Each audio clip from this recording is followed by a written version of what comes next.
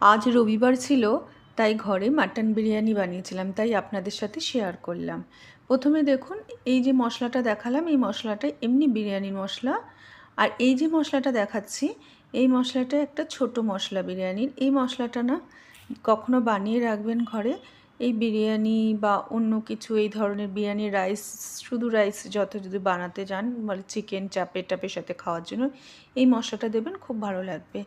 আমি নিয়েছিলাম প্রায় মানে কিছুটা জায়ফল, জায়ফল বলছি, কিছুটা জয়িত্রী, আর কিছুটা মানে সবুজ এলাচ বা ছোট এলাচ নিয়ে ওটাকে কিছুটা পেস্ট করে মানে ভালো করে গুঁড়ো করে নিয়েছিলাম। আর যখন দেখবেন মানে গুঁড়ো যখন করবেন, তখন সবুজ এলাচের বা ছোট এলাচের যে খোসাগুলো আছে, যতটা পারবেন ওগুলো মানে সরিয়ে ফেলবেন, রিমুভ করে দেবেন, কেন ওটার ভেতরে থাকলে সব মুখে পড়লে ভালো লাগবে না। এবার আমার দুটো বিরিয়ানির মশলা বানানো হয়ে গেল। বড় মশলাটা যদি আপনারা চান কখনও আমাকে বলবেন, আমি তাহলে আপনাদের বিরিয়ানি মশলা বানাটা ঘরে দেখিয়ে দেবো। এরপরে আমি একদম খুব গরম মানে একদম ভালো দুধ, একদম ফুটন্ত দুধটা নিয়েছি, নিয়ে এর ভেতরে কিছুটা স্যাফরন দিয়ে দিয়েছি আর একটু কালার দিয়ে রেখে দেবো। হ্যাঁ, কালারটা একটু কমও আমি একটু কম দিয়েছিলাম, আপনারা চাইলে একটু বেশি দিতে পারেন, তাহলে এটা ইয়েলো ভাবটা বেশি হবে। এইভাবে আমি চাপা দিয়ে এটাকে আমি ফ্লেভার মানে একটা দুধটা বানাবো, এর ভেতরে আরও ফ্লেভার দেবো পরে। হ্যাঁ, তো এটা এখন রেখে দিলাম। এরপরে কি করবেন, এই জিনিসগুলো না সবসময় আগে করে রেখে দেবেন, যেগুলো বিরিয়ানির আগে দরকার। মনে করুন মানে মশলা, এই দুধটা দরকার, কেন এগুলো মাস্ট, এগুলো দরকারি। এগুলো সব আগে গুঁড়িয়ে রেখে দিলে কি হবে, আমাদের বিরিয়ানি বানাতে একদম অসুবিধা হবে না। এরপরে কী হবে, আমি মাটনগুলোকে নিয়ে নিয়েছিলাম। আমার মাটনের পিসগুলো যদিও ছোট ছিল, আপনারা মাটনের পিস একটু বড় বড় করে আনবেন, ভালো লাগবে। আর যদি ছোট চান, ছোট হলে কী হবে, অনেক মাটন, বেশি 4-5টা মাটনের পিস খেতে হবে। বড় হলে একটা মাটনের পিসেই হয়ে যায়। ছোট হলেও কিন্তু খারাপ লাগে না। আমি যা দেখি মানে দেখলাম, এটা তো আমার দোকান না, এটা আমার ঘরের বানানো। আপনারা ঘরে বানাবেন, এমন নেই যে ওজন করে করে আমাকে 150 গ্রামের একটা মাটনের পিস করতে হবে, এমন কোনো মানে নেই। ঘরে মাটন একটু বড় পিস হলে আসলে ভালো হয়, না হলে বিরিয়ানির ভেতরে মাটনগুলো হারিয়ে যাবে, মানে তখন খেয়ে একটা শান্তি হবে না। কিন্তু আমার মাটনগুলো ভীষণ ভালো ছিল, এত সফট হয়েছিল যে আপনাদের বলে বোঝাতে পারবো না। আপনারা যদি খেতেন তাহলে বুঝতে পারতেন।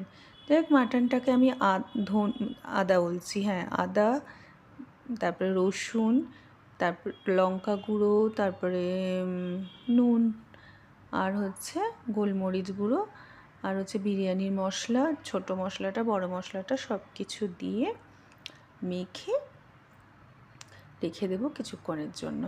আর একটু দিয়েছি, মানে লাল, যেটা কাশ্মীরি মির্চ, কালার হবে বলে রোগানটার। এরপরে আমি কড়াই নিয়ে নিয়েছি। বিরিয়ানির যেটা প্রধান একটা বেরেস্তা বানানো, এইটা বানাতেই বেশিক্ষণ, আমার তো মনে হয় মাংসের থেকেও বেরেস্তা বানাতে বেশি টাইম লেগে যায় অনেক সময়। যাই হোক, এটা আমি বললাম, কিন্তু সত্যি বেরেস্তা বানাতে বেশি টাইম লাগে। এই বেরেস্তা বানানোটাই একটা বেশি টাইম টেকিং ব্যাপার। আর যখন বেরেস্তা বানাবেন না, অনবরত নাড়িয়ে যাবেন, নাহলে কিন্তু একদিকে হবে একদিকে হবে না, এরকম হবে। বেরেস্তাটা বানিয়ে আমি তুলে রেখে দিয়েছি। এইবার আমি এটা মানে ওই বেরেস্তার ভেতরে তেলেই আলুগুলো ভেজে নেব। আমি দেখুন বেরেস্তাটা বানিয়ে তুলে রেখে দিয়েছি। এবার এই তেলেই আলু ভেজে নেব। এবার আলুগুলো তুলে রেখে এই তেলেই মাংস করব আমি। আমি কিন্তু আলাদা করে কিচ্ছু করিনি, ওই একই তেলে সব কিছু করেছি। আর এই বেরেস্তার তেলে আপনি যদি সব কিছু ভাজেন না, খুব সুন্দর গন্ধও হয়। আর এবার যেহেতু মাংস করব, এবার মাংসটার জন্য কড়াইতে মানে যা যা গরম মশলা ফোড়ন দেওয়ার, বড় এলাচ, ছোট এলাচ, দারচিনি, লং, তারপরে এগুলোই, আর কিছু দিইনি, এগুলো সব দিয়ে, আর স্টার এনাচ, এগুলো দিয়ে তেলের মধ্যে ফোড়ন দিয়ে দিলাম। আর এবার আমি মাংসগুলো সব দিয়ে এবার মাংসটা আস্তে আস্তে করতে থাকবো। মাটন তো একটু দেরি হবে। আমি কুকারেই যদিও করব, আমি কড়াইতে করব না। প্রথমে 10 মিনিটের জন্য চাপা দিয়ে রেখে দেব। তো এটা হতে থাকবে। 10 মিনিট পরে খুলে আবার দেখব। আবার 5-10 মিনিটের জন্য চাপা দিয়ে রাখবো। আমি কিন্তু এখন দই দিইনি। বিরিয়ানির দইটা না কখনো আগে দেবেন না মাংসের ভেতরে। বিরিয়ানির দই মানে মাংসের ভেতরে দইটা আগে দেবেন না। আমি এটা আগে জানতাম না। আমি এরকম অনেক জায়গায় অনেক রান্না আমি প্রোগ্রামগুলো দেখে দেখে অনেক জায়গায় দেখলাম যে অনেকেই বলছে যে দই মাখিয়ে মাংসে রাখবেন না, তাহলে সেদ্ধ হতে দেরি হয়। দইটা মাংসটা কিছুক্ষণ হওয়ার পরে দইটা দিতে হয়, তাহলে মাংসটা ভালো সুসিদ্ধ হয়।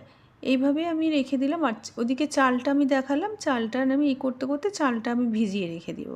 কেন চালটা আধ ঘন্টা 40 মিনিট ভেজালে ভালো হয়, সেই জন্য চালটা আমি ভিজিয়ে রেখে দেবো বলে রেখে দিয়েছি। ধুয়ে টুয়ে নেব। আর এর ভেতরে আমি দই দিয়ে দেবো। 20-30 মিনিট হয়ে গেল আমার মাংসটা। এর ভেতরে দই দিয়ে ভালো করে কিছুক্ষণ আবার 10-15 মিনিট চাপা দিয়ে এটা কুকারে আমি সেদ্ধ হতে দিয়ে দেবো। কুকারে সেদ্ধ হলে মানে আমার মাংসটা আসলে খুব ভালো ছিল। আমি তাও অনেকগুলোই সিটি, আমি তো বুঝতে পারিনি এত ভালো মাংস, আরও কম সিটি দিলে হয়তো আর একটু শক্ত থাকতো, কিন্তু আবার খুব নরম হয়ে গেছে বলে আমাদের ঘরে আবার সবাই নরম মাংস ভালো। আর বিরিয়ানির মাংস তো খুব নরম হয়েছে বলে সবার খুব ভালো লেগেছে। সবাই বলছে খুব ভালো হয়েছে মাংসটা, মানে সেদ্ধ হিসাবে মাংসটা দারুণ হয়েছে। যাই হোক, আমার আবার মনে হয়েছে যে বিরিয়ানির মাংস সেদ্ধও হবে আবার গোটাও মানে ঠিক থাকবে। একটু মানে শক্ত না, বেশ সুসিদ্ধ, কিন্তু আসলে এই মাংসগুলো ছোটো বলে বেশি সেদ্ধ হয়ে গেছিলো। যাই হোক, ভালো লেগেছে, ভীষণ সফট হয়েছিল বলে। আর এমন না ছিবড়া মাংস, ভীষণ ভালো মাংস ছিল। যাই হোক, এইভাবে করে আমি এটা কটা সিটি দিয়ে নিই। তো আমি প্রায় 3টে বাড়িয়ে সিটি দিয়েছিলাম, আর কমিয়ে 1টা না 2টো একটুখানি কমিয়ে সিমে করে 2টো দিয়েছিলাম। তা দেখবেন আস্তে আস্তে হয়ে যাবে। আর এমনিও আমি যখন দেবো কড়াই, মানে বিরিয়ানিটা যখন আমি চড়াবো তখন তো এমনি আধ ঘন্টা 1.5 ঘন্টা থাকে, তাতেও হয়ে যায় না, ভাপে কিছুটা মাংসগুলো হবে। এবার মাংসগুলো সব কটা তুলে রেখে ওই মাংসের ভেতরে যেই ঝোলগুলো আছে না, ওই ঝোলে আমি আলুটা সেদ্ধ করে নেব। হ্যাঁ, এই ঝোলে আলু সেদ্ধ করবেন, তাহলে কিন্তু আলুর টেস্টটা খুব ভালো হবে। এমনি কোনো সিটি বা জল দিয়ে বা ভাববেন যে আমি বিরিয়ানির ভেতরে, আমার আলু ছোট ছিল, বড় আলু হলেও এইভাবেই সেদ্ধ করে নেবেন, তাহলে একটু টাইম নেবে, কিন্তু সেদ্ধ করে নেবেন এই ঝোলের ভেতরে। আর আমি কি করলাম, এবার মাংসের রোগানটাকে তুলে রেখে দিলাম। এটাও আমি বিরিয়ানির ভেতরে দেবো, তাহলে গন্ধ সুন্দর আসবে। যখন আপনি মাংস রান্না করবেন দেখতেই পারবেন মাংসের চারিধার দিয়ে মাংসের যে রোগানটা বেরিয়ে আসছে, তখনই আস্তে আস্তে তুলে রেখে দেবেন। এইভাবে তুলে রেখে দেওয়ার পর আস্তে আস্তে এবার রেখে দিয়ে আমি কি করব, মানে বিরিয়ানিটা আলুটাকে সেদ্ধ করে নেব ভালো করে, চাপা দিয়ে রেখে কিছুক্ষণ একটু মানে আঁচটাকে কমিয়ে সেদ্ধ করে নেবেন। আঁচ বাড়াবেন না, তাহলে ঝোলটাও শুকিয়ে যাবে, কেন এই ঝোলটাই আমাদের বিরিয়ানির ভেতরে আমি দেব, তাই জন্য এইটাতেই সব কিছু হবে। তাই জন্য ঝোলটা এটা এটা কম করে এটাই করবেন। এদিকে আমি কি করলাম, বেরেস্তাটাকে পুরো গুঁড়ো গুঁড়ো করে নিলাম। বেরেস্তা যদি ভালো মচমচে হয় তাহলে কিন্তু এরকম গুঁড়ো করতে পারবেন, না হলে কিন্তু করতে পারবেন না। আর একটা কথা, বেরেস্তা যখন ভাজবেন তখন কিন্তু বেশি তেলে ভাজবে না, একদম কম তেলে কিন্তু বেরেস্তা হয় না। তাই জন্য সেই জন্য আমি বেশি তেল নিয়ে নিলাম, ওই তেলেই আমি সব কিছু করে নিয়েছিলাম। এবার বেরেস্তার ভেতরে একটুখানি লেবুর রস দিয়ে দিলাম, কেন যখন বিরিয়ানি খাবেন ওই বেরেস্তাটা যখন মুখে পড়বে একটু টক লাগবে, খেতে সুন্দর লাগবে। ব্যাস, তারপরে এমনিভাবে আমি মানে এটা গুঁড়ো কেন করে নিলাম বলুন তো, কেন যখন আমরা খাই দেখবেন, আমি হয়তো তেমন কিছু বানাতে পারিনি, কিন্তু আমারটা মনে হয়েছে অনেকটাই আমার দোকানের মতনই হয়েছে। যখন আমি বিরিয়ানি আমরা খাই তখন কিন্তু মুখে এমন কিছু বেরেস্তা বড় বড় কিছু মুখে কিন্তু পড়ে না, খুব প্লেন একটা বিরিয়ানি পড়ে আমাদের মুখে। যাই হোক, এবার এই দুধটা ফ্লেভারটা দেবো দুধের ভেতরে। এর ভেতরে আমি কেওড়া জল, গোলাপ জল 3-4 চামচ, কেওড়া জলটা একটু বেশি দেবেন, গোলাপ জলটা একটু কম দেবেন, আর মিঠা আতরটা আরও কম দেবেন। মিঠা আতরটা 7-8, যেহেতু আমার ছিল 750 গ্রাম প্রায় চাল ছিল, তাই জন্য কেওড়া জলটা আমি 4 চামচ মতন দিয়েছিলাম। গন্ধ অনুযায়ী আমার মানে অনেকের যদি কেওড়া এসেন্স হয়, বেশি গন্ধ হয়, একটু কম দেবেন তাহলে।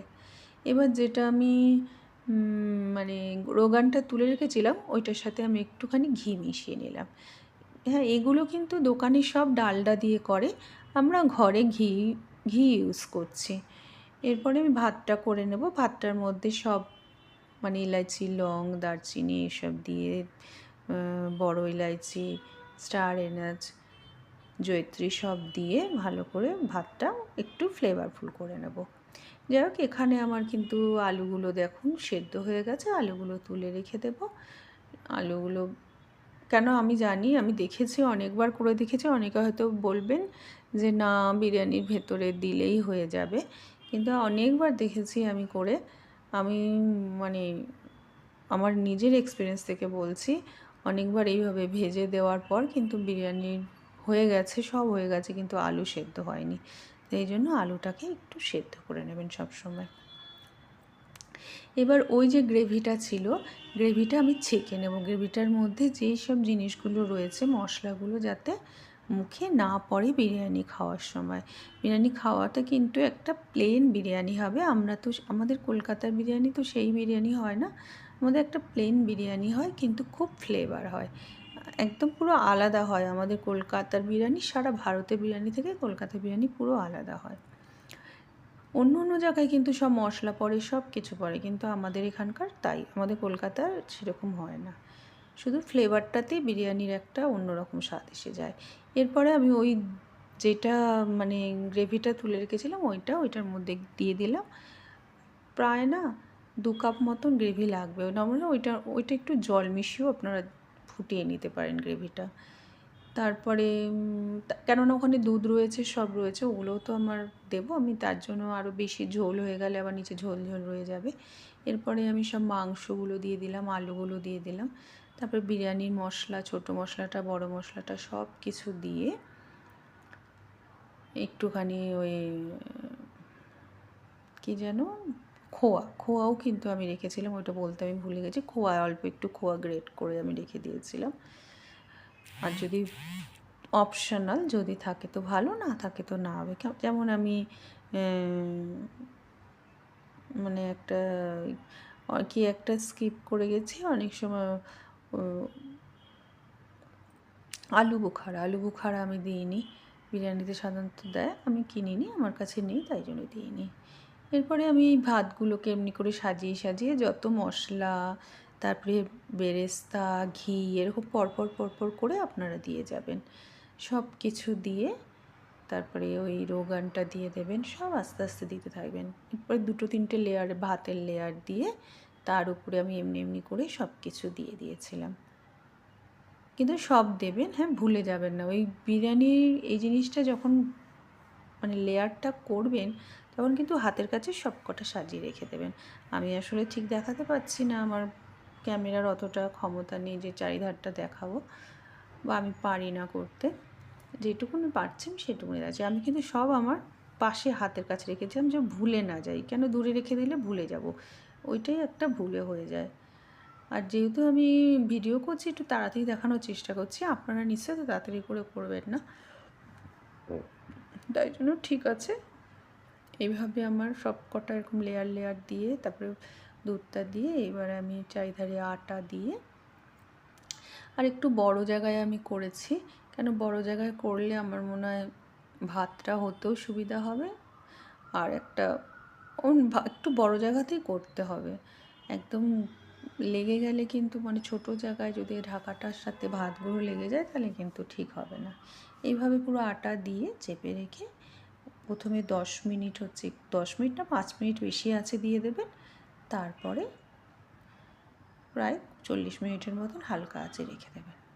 আর ভাতটাও অবশ্য বললাম না, ভাতটা কিন্তু একটু একদম খুব নরম নামাবেন না, একদম আধা হয়েছে 60%-এ ভাতটা নামিয়ে দেবেন। দেখুন হয়ে গেছে। কিন্তু বিরিয়ানির ভেতরে ডিমগুলো আসলো কী করে, আপনারা হয়তো ভাবতে পারেন। আমি ডিমটা দিয়েছিলাম, মনে ছিল না ডিমটা দেওয়ার। আমার হাজব্যান্ড বললেন যে ডিমটা দিয়ে দাও, ডিম দাওনি কেন, তখন আমি ডিমটা দিয়েছি। আমার না দেখেই কিন্তু সত্যি ভালো হয়েছিল, আমি বুঝতে পারিনি এত ভালো হবে, কিন্তু দারুণ খেতে হয়েছিল। প্রথমে গত সপ্তাহে যেটা বানিয়েছিলাম এত ভালো হয়েছিল, এইবারে ভেবেছিলাম কি ভালো হবে, সবাই বলেছে ভালো হয়েছে ভালো হয়েছে, কিন্তু এইবারেও দেখলাম ভালোই হয়েছে, ভীষণ সফট হয়েছে, আমারটা ড্রাই হয়নি। আমার এটা অনেক সময় বিরিয়ানি বানালে ড্রাই হয়ে যায়, কিন্তু আমারটা খুব সফট হয়েছিল, জুসিও হয়েছিল, রাইসগুলো একদম সফট ছিল। আমি আপনাদের দেখাতে ভুলে গেছি, আসলে আমি খাওয়ার সময় দেখালে ভালো হতো। আপনারা বুঝতে পারছেন যে মাংসগুলো কতটা সফট হয়েছিল, ভাতটা মাংসটা সব দারুণ মানে খেতে হয়েছিল। আর চলুন আমার সাথে এতক্ষণ যদি আপনারা রয়েছেন তার জন্য আপনাদের অসংখ্য অসংখ্য ধন্যবাদ। আর প্লিজ আমার চ্যানেল বুলবুলস রান্নাবাটি প্লিজ আপনারা সাবস্ক্রাইব করে দিন। আমি আবার নতুন রেসিপি নিয়ে আপনাদের সাথে আসছি। আর এই মাটন বিরিয়ানিটা পারলে একবার বানান, আর যদি না বানান অন্য কেউ বানালে আমার মতন করে তাকে শেয়ার করে দিতে পারেন, তাহলে আমার খুব ভালো লাগবে। আজ তাহলে আসি, টাটা।